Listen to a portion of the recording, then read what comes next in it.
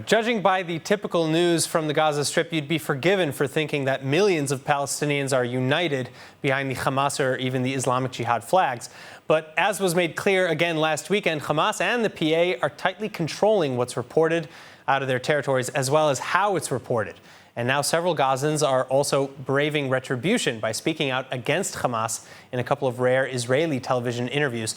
Middle East expert and researcher at the Begin-Sadat Center for Strategic Studies, Dr. Mordechai Kedar, joining us with more. Dr. Kedar, it's great to be back with you. A Gaza mother told Israeli television in English that attitudes have completely changed to be against Hamas and Islamic Jihad and their violence.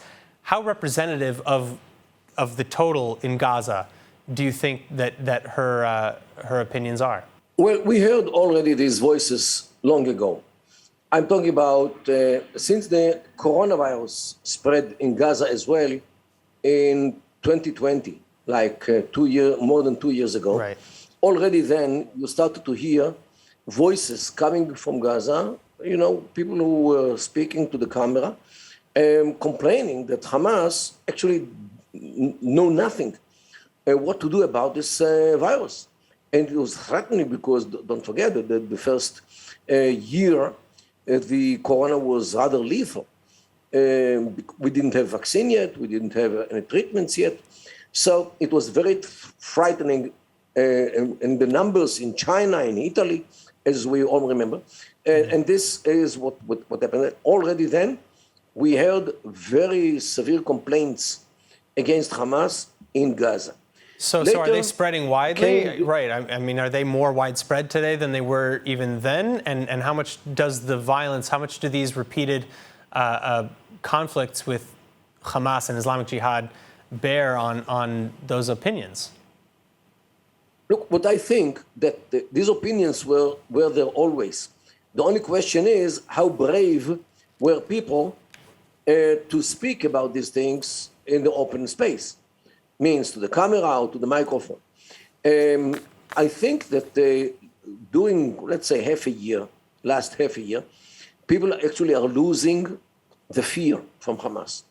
Because, when one man speaks, two people speak, Hamas can be very vicious with them.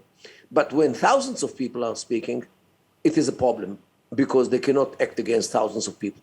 They will lose all the legitimacy which they might have.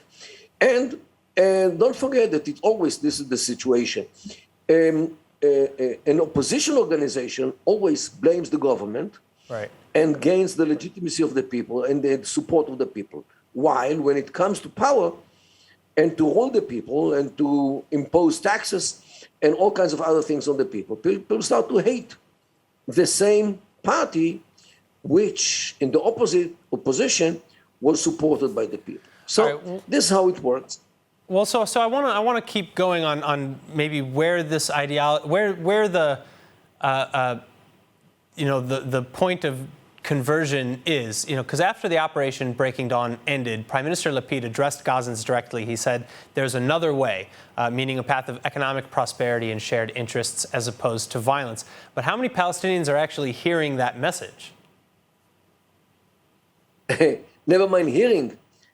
What do you think that they direct their thoughts according to what the Prime Minister of Israel wants? Well, so that's my point. Is how many Gazans are even hearing the Prime Minister's message? Of course, they hear it. They hear it. They read it in the internet. They are all exposed to what happens.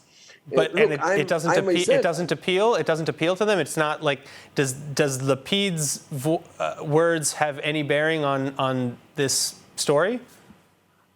Very little, very little. Because once you are Zionist, Israeli, especially Prime Minister, your credibility and your legitimacy in the eyes of most of the Gazans is zero.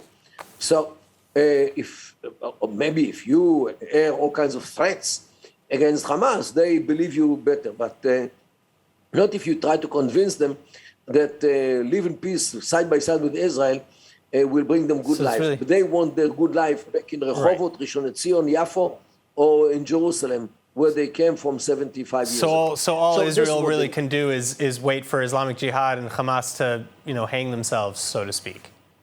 That's all they can do? Look, don't forget that the most significant, what happened in the last clashes with the Islamic Jihad is that Hamas actually abandoned the Islamic Jihad.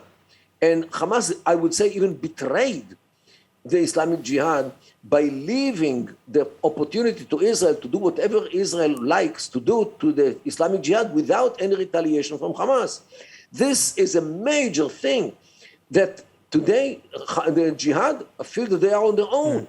And actually Hamas threw the Islamic Jihad under the bus.